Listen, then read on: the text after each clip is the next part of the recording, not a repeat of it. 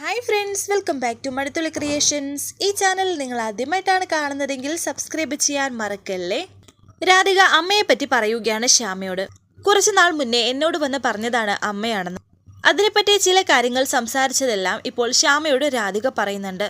ആ കാര്യം കേട്ടപാടെ ആദ്യം ശ്യാമയൊന്ന് ഞെട്ടി. പിന്നെ അതിന്റെ ഡീറ്റെയിൽസ് വ്യക്തമായി ചോദിച്ചറിയുകയാണ് ശ്യാമ.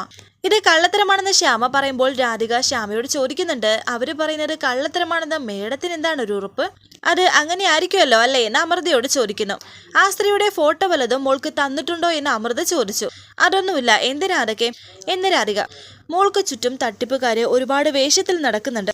ആ കൂട്ടത്തിൽ ആരെങ്കിലും ആണെന്നാണ് എനിക്ക് തോന്നുന്നത്. എന്തായാലും മോള് അവരോട് അടുക്കാൻ നിൽക്കണ്ടെന്ന് ശ്യാമ. എനിക്ക് എന്തിനാ മേഡം, എനിക്ക് അവരുടെ സ്നേഹം ഒന്നും വേണ്ട.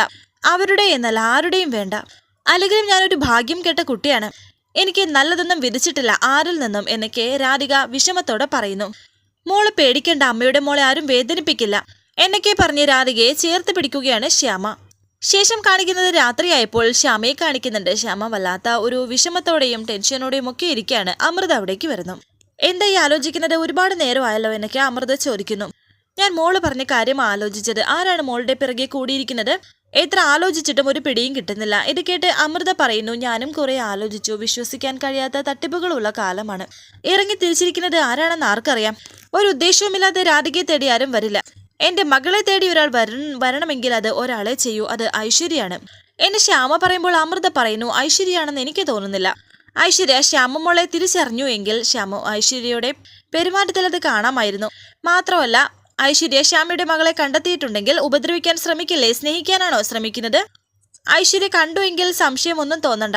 ശ്യാമയെ പോലെ ഇരിക്കുന്ന മോളെ പറ്റി എന്തിനാ സംശയിക്കുന്നത് എന്നൊക്കെ അമൃത ശ്യാമയോട് പറയുന്നുണ്ട്. ശ്യാമ പറയുന്നു, അങ്ങനെ ചിന്തിക്കുമ്പോൾ ഐശ്വര്യയുടെ അല്ലെന്നാ തോന്നുന്നത്. പക്ഷെ വേറെ ആർക്കാ എടുത്തി എന്റെയും മോളുടെയും ജീവിതത്തിൽ ഇത്രയും താല്പര്യം?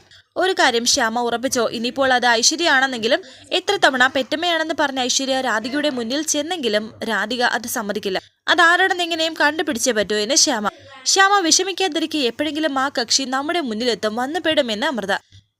അടുത്ത് നിന്നപ്പോൾ സ്വന്തം മകളെ സ്നേഹിക്കാൻ എനിക്ക് കഴിയുന്നില്ല. അപ്പോഴാണ് മറ്റൊരാൾ എത്തിയിരിക്കുന്നത്. ദൈവം എന്തിനാ എടുത്തിയെന്നെ ഇങ്ങനെ കളിപ്പിക്കുന്നത്? എന്തായാലും ദൈവം കുറെ വിഷമിച്ചു. എന്തായാലും മോളെ കൊണ്ടുവന്ന് മുന്നിൽ നിർത്തിയില്ലേ, അതുപോലെ ഈ പ്രശ്നവും പരിഹരിക്കും. സമാധാനത്തോടെ ഇരിക്കെ എന്ന് അമൃത ശ്യാമയോട് പറഞ്ഞു. പിന്നീട് കാണിക്കുന്നത് പിറ്റേ ദിവസം കണിമംഗലം. മുത്തശ്ശി പ്രിയങ്കയെ വിളിക്കുന്നു. എനിക്ക് ഇവിടെ ഇരുന്നിട്ട് ഒരു സമാധാനവും കിട്ടുന്നില്ല. അവിടുത്തെ കാര്യങ്ങളൊക്കെ എന്തായെന്ന് മുത്തശ്ശി ചോദിക്കുന്നു. വരുണിനോട് അടുക്കാൻ എല്ലാ ശ്രമങ്ങളും നടത്തുന്നുണ്ട്. പക്ഷേ വരുൺ ഒരു താല്പര്യം കാണിക്കുന്നില്ല. വരുൺ അടുക്കുന്നില്ലെന്ന് പ്രിയങ്ക. അത് പതിയെ അടുത്തോളും. അതല്ലാതെ പിന്നെ എവിടെ പോവാനായി ആണുങ്ങളൊക്കെ?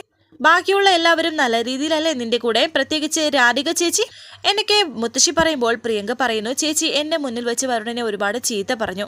വരുണിനെ ഞാൻ കൊണ്ടുപോയി കാപ്പി കൊടുത്തപ്പോൾ അത് വരുണിന് ഇഷ്ടമായില്ല. മധുരം ഇടാൻ വേണ്ടി ചേച്ചിയോട് പറഞ്ഞതാ, അതിന് ഞാൻ വേലക്കാരിയാണോ എന്നൊക്കെ ചോദിച്ചു എന്നൊക്കെ പ്രിയങ്ക പറയുമ്പോൾ മുത്തശ്ശി പറയുന്നു, അതോടെ നീ വിശ്വസിച്ചു അല്ലേ എന്ന്. പ്രിയങ്ക പറയുന്നു, വിശ്വസിക്കാതെ പിന്നെ? എന്റെ മോളെ, ലോകം കുറെ കണ്ടതായി എന്റെ ഈ കണ്ണുകൾ. ഒരാണിനെ നമുക്ക് പെട്ടെന്ന് മനസ്സിലാക്കാൻ കഴിയും, അതുപോലെയല്ല അടുത്ത് നിൽക്കുന്ന പെണ്ണ്. മുത്തശ്ശി എന്താ ഈ പറയുന്നത് എന്ന് പ്രിയങ്ക ചോദിക്കുമ്പോൾ മുത്തശ്ശി പറയുന്നുണ്ട്, ഞാൻ പറഞ്ഞാൽ അതുപോലെ അങ്ങ് ചെയ്യണം. നീ രാധികയോട് അല്പം അകലം പാലിച്ചോ, അതാണ് നിനക്ക് നല്ലത്. അതെങ്ങനെയാ മുത്തശ്ശി? മുഴുവൻ നേരം ചേച്ചി എന്റെ കൂടെയല്ലേ? നല്ല കാര്യങ്ങളാണ് പറഞ്ഞു തരുന്നത്. വരുണിനെയും എന്നെയും ഒന്നിപ്പിക്കാൻ ശ്രമിക്കുന്നുണ്ട്. അങ്ങനെ ഒരാളെ ഞാൻ എങ്ങനെയാ അകറ്റി നിർത്തുന്നത്? അങ്ങനെ ഒരാളെ ഞാൻ എന്തിനാണ് അകറ്റി നിർത്തുന്നത്, വഴക്കുണ്ടാക്കുന്നത് എന്നൊക്കെ പ്രിയങ്ക ചോദിക്കുമ്പോൾ മുത്തശ്ശി പറയുന്നുണ്ട്, മോളെ പ്രിയങ്കേ, ആദ്യമൊക്കെ എനിക്ക് തോന്നിയിരുന്നത് നിന്റെ ജീവിതം നിന്റെ കയ്യിൽ നിന്ന് കൈവിട്ടു പോകുന്നോ എന്നാണ്. കാരണം കണിമംഗലത്തുള്ളവരുടെ മനസ്സിൽ നീ ഉണ്ടായിരുന്നില്ലല്ലോ എടി. പക്ഷെ ഇപ്പോൾ അങ്ങനെയല്ല. ഉള്ളവരുടെ മനസ്സിൽ കണിമംഗലത്തിന്റെ മരുമകളായിട്ടും വരുണിന്റെ ഭാര്യയായിട്ടും നീ ഉണ്ട് എടി. ബുദ്ധിയുള്ള പെണ്ണാണെങ്കിൽ ആ അവസരം ഉപയോഗിക്കണം. അല്ലാതെ ചേച്ചിയുടെ സ്നേഹം പറഞ്ഞ് നടന്നാൽ അത് അപകടമാണ്. അവൾക്ക് നിന്നോട് രക്തബന്ധമൊന്നുമില്ല. അതുകൊണ്ട് നിനക്ക് എന്തെങ്കിലും പറ്റിയാലും അവൾക്ക് ഉറക്കം വരാതെ ഇരിക്കില്ല. ഇത് നീ എഴുതി വെച്ചോ. വരുൺ നിന്നോട് അടുക്കുന്നില്ലെങ്കിൽ അതിന് ഒരേ ഒരു കാരണം അവളാണ്. അത് നിനക്ക് എന്തെങ്കിലും ബോധ്യമാകും. ഇത്രയും പറഞ്ഞ് മുത്തശ്ശി ഫോൺ വെക്കുന്നുണ്ട്. പ്രിയങ്ക ഇപ്പോൾ ചിന്തിക്കുന്നു. പിന്നീട് ചെറിയച്ഛൻ വിളിച്ച കാര്യം ഉർവശി കൽപ്പനയോട് പറയുന്നുണ്ട്. ഞാൻ ഇവിടുത്തെ കാര്യങ്ങളെല്ലാം പറഞ്ഞു എന്നും ചെറിയച്ഛൻ ഹാപ്പിയാണെന്നും പറഞ്ഞു. നമ്മളോട് കണ്ണും പൂട്ടി ഏട്ടത്തിയോടൊപ്പം നിൽക്കാനാ പറഞ്ഞിരിക്കുന്നത്. അതല്ലെങ്കിലും നമ്മൾ അങ്ങനെയല്ലേ ചെയ്യൂ ചെറിയമ്മേ എന്ന് കൽപ്പനയും പറയുന്നുണ്ട്. പക്ഷെ ഏട്ടത്തിയുടെ മനസ്സ് സോഫ്റ്റാണ്. കണ്ണുനീര് വന്നാൽ അപ്പോൾ അലിഞ്ഞു പോകുമെന്ന് ഉർവശി. അലിയാതിരിക്കാൻ നമ്മളിലെ രാധിക വരുണിനെ സ്നേഹിക്കുകയോ സ്നേഹിക്കാതിരിക്കുകയോ ചെയ്യട്ടെ. പ്രിയങ്ക ജീവിക്കാതിരിക്കുകയോ ചെയ്യട്ടെ. നമ്മുടെ ലക്ഷ്യം അതല്ലല്ലോ. രാധികയും പ്രിയങ്കയും തമ്മിൽ അടുപ്പിക്കണം. രാധികയെ എന്നേക്കുമായി പ്രിയങ്ക ഇവിടുന്ന് പുറത്താക്കണം. ആ വൈരാഗ്യത്തിൽ പ്രിയങ്കയെ വരുൺ കണിമംഗലത്ത് നിന്ന് അടിച്ചിറക്കണം. അതിനെ ചൊല്ലി ഈ വീട്ടിൽ ഒരു യുദ്ധം നടക്കണം. നേരത്തെ തീരുമാനിച്ചതുപോലെ ഇനിയുള്ള കാര്യം വിദേശത്തായിരിക്കുമെന്ന് പറഞ്ഞ് വരുൺ എന്നേക്കുമായി ഇവിടം വിട്ടു പോകണം. അത്ര എത്തിക്കുന്നത് വരെ നമുക്ക് ഇനി വിശ്രമമില്ല എന്നൊക്കെ പറയുന്നു. ഈ സമയത്താണ് രാധിക വീട്ടിലേക്ക് വരുന്നത്. ദേ വരുന്നുണ്ട് നിഷ്കളങ്കയായ കാമുകിയെന്ന് ഉർവശി പറയുന്നു. രാധിക അവരുടെ മുന്നിലാണ് വന്നപ്പെട്ടത്. എന്നിട്ടും അവരെ കാണാത്തതുപോലെ രാധിക അകത്തേക്ക് ചെല്ലാൻ തുടങ്ങുമ്പോൾ കൽപ്പന പറയുന്നുണ്ട്, നിക്കടി, നീ ഇത് എത്ര വൈകിയത്? ഞാൻ വൈകിയില്ലല്ലോ എന്നും ഈ സമയത്താണ് വരുന്നത് എന്ന് രാധിക പറഞ്ഞു. വൈകിയെന്ന് ഞങ്ങൾ ആരെങ്കിലും പറഞ്ഞാൽ അത് കേട്ടാൽ മതി. വഴിയിൽ നിനക്ക് ആരാധകർ വല്ലതുമുണ്ടോ എന്ന് ഉർവശി. എന്താ ചെറിയമ്മ ഇത്? അവളൊരു നാട്ടുമ്പുറത്തുകാരിയല്ലേ? ചെറിയമ്മ പറയുന്നത് മനസ്സിലാകുമോ? ചോദിക്കാനുള്ളത് നേരിട്ട് ചോദിക്കുന്ന കൽപ്പന പറയുന്നു. നിന്നെ വഴിയിൽ ആരെങ്കിലും കാത്തു നിൽക്കാറുണ്ടോ എന്നാ ചോദിച്ചത്. അവരുമായിട്ട് എങ്ങോട്ടെങ്കിലും പോകാറുണ്ടോ നീ എന്ന് ഉർവശി. ഇല്ല എന്ന് രാധിക. തൽക്കാലം അവൾക്ക് അതിന്റെ ആവശ്യമില്ല. അവൾക്ക് കാണാനുള്ള ആൾ ഇവിടെ ഉണ്ടല്ലോ. ദേവനാരായണൻ തിരുമേനി അങ്ങനെയല്ലേ മക്കളെ പഠിപ്പിച്ചിരിക്കുന്നത്? ചെറിയമ്മേ, എന്തെങ്കിലും കാര്യം കിട്ടിയാൽ അത് കൂടപ്പിറപ്പിനും കൂടി കൈമാറണം. അങ്ങനെയല്ലേടി? ദേ ഇപ്പോൾ പ്രിയങ്കയ്ക്ക് ഒരു ഭർത്താവിനും കിട്ടിയാൽ അത് ഇവൾക്കും കൂടി ഉള്ളതാണല്ലോ. അങ്ങനെയല്ലേ എന്നൊക്കെ കൽപ്പന പറയുമ്പോൾ ഇതൊന്നും രാധികയ്ക്ക് ഇഷ്ടമാകുന്നില്ല. വീണ്ടും കൽപ്പന പറയുന്നു, പിന്നെ പൂജാരിയുടെ കുടുംബത്തിൽ നിന്ന് ചെയ്യുമ്പോൾ അതിൽ നിന്ന് ഒരു മഹത്വം ഉണ്ടാകും. ഇത് കേട്ട് രാധിക പറയുന്നു, നിങ്ങൾ എന്നെ കുത്തി നോവിക്കുകയാണെന്ന് എനിക്കറിയാം. നിങ്ങൾ എന്നെ കുറ്റം പറഞ്ഞോളൂ. അതിനിടയിലേക്ക് അച്ഛന്റെ പേര് വലിച്ചിഴിക്കണ്ട. ഓ, അച്ഛന്റെ പേര് പറഞ്ഞപ്പോൾ നിനക്ക് പൊള്ളിയോ? മുൻപ് നിന്നെ ചിലത് ഞങ്ങൾ പറഞ്ഞപ്പോൾ ഈ വീട്ടിലുള്ളവർ ഞങ്ങളെ ആക്ഷേപിച്ചിട്ടുണ്ട്. നല്ല കുടുംബത്തിൽ പിറക്കാത്തത് കൊണ്ടാണെന്ന്.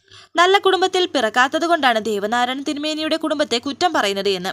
അങ്ങനെയുള്ള കുടുംബത്തിൽ ഒരു കുറ്റം വന്നാൽ ഞങ്ങൾ ആഘോഷിച്ചു പോകില്ലേ എന്ന് ഉർവശി. നീ ചെല്ല് അമ്മ, നിനക്ക് ചെയ്യാനുള്ള കാര്യങ്ങളുടെ ഒരു ലിസ്റ്റ് തയ്യാറാക്കിയിട്ടുണ്ട്. പുറകെ ഞങ്ങളും വരാമെന്ന് കൽപ്പന. അങ്ങനെ ഇപ്പോൾ രാധിക അകത്തേക്ക് പോകുന്നു. ചെറിയ ടെൻഷനോടെ തന്നെയാണ് പോകുന്നത്. അവളുടെ നെഞ്ചടിക്കുന്ന ശബ്ദം ദൂരെ നിന്ന് കാണാമെന്ന് കൽപ്പന.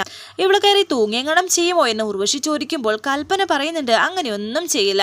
ഈ വിധി ഓർത്ത് കരയാൻ തീരുമാനിച്ച ഒരു പെണ്ണും ഒരു കാലത്തും സ്വയം ചാകില്ല. മറ്റുള്ളവർക്ക് ഒരു ഉദാഹരണമായി ജീവിച്ചിരിക്കാറാണ് പതിവ്. എന്തായാലും അവളായിട്ട് ചാകില്ല, നമ്മൾ കൊല്ലും എന്ന് കൽപ്പന പറയുന്നു. ശേഷം രാത്രിയായിരിക്കുന്നു. രാധിക വിഷമത്തോടെ ഇരിക്കുകയാണ് മുറിയിൽ.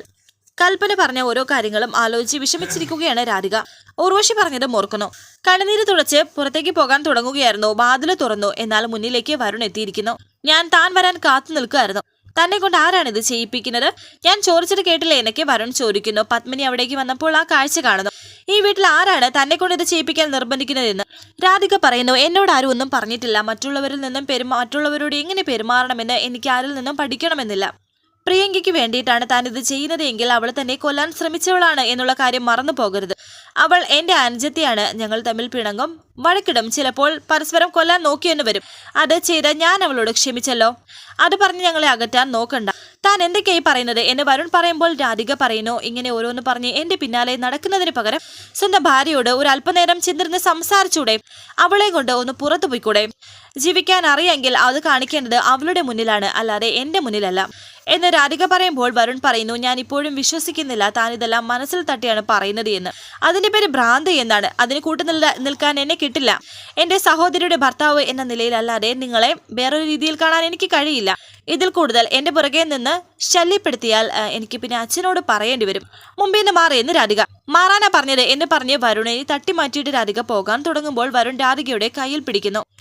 വിട്, എന്റെ ദേഹത്ത് തൊട്ടു പോകരുത്. എന്റെ അനിയത്തിയുടെ ഭർത്താവ് എന്ന നിലയിൽ കുറച്ച് മര്യാദ ഞാൻ കാണിക്കുന്നുണ്ട്. അത് ഇല്ലാതാക്കിയാൽ ഞാൻ എങ്ങനെയാ പ്രതികരിക്കാന്ന് എനിക്കറിയില്ല എന്നൊക്കെ രാധിക പറയുന്നു. അതും വളരെ ദേഷ്യത്തോടെ തന്നെയാണ് വരുണിനോട് പറയുന്നത്. ഇതൊക്കെ കണ്ട് സന്തോഷിക്കുകയാണ് പത്മിനി.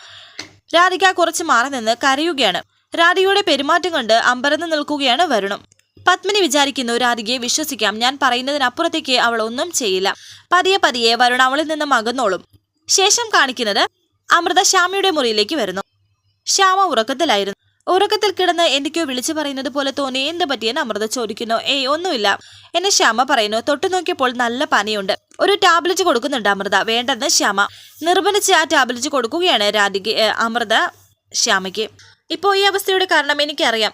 രാധിക മോളുടെ പിന്നാലെ ആരാ നടക്കുന്നത് എന്ന് അറിയാനുള്ള ടെൻഷനല്ലേ? വേഷം കെട്ടാൻ നാട്ടുകളിൽ ഒരുപാടുണ്ട്. നമുക്കൊരു കാര്യം ചെയ്യാം, പോലീസിൽ ഒരു കംപ്ലൈന്റ് കൊടുക്കാം. എന്താണെന്ന് അവരന്വേഷിക്കട്ടെ. വേണ്ടെന്ന് ശ്യാമ. അമ്മയാണെന്ന് ഞാൻ അവളോട് പറയാൻ മടിച്ചത് അതിന്റെ പിന്നിൽ ആരെങ്കിലും അവളെ അപകടപ്പെടുത്തുമോ എന്ന് വിചാരിച്ചിട്ടാണ്. അപ്പോൾ ഒരു പോലീസ് കംപ്ലൈന്റ് അതിനേക്കാൾ ഉപദ്രവമായിരിക്കും. അല്ലാതെ കണ്ടുപിടിക്കാൻ നോക്കാം നമുക്കെന്ന് ശ്യാമ.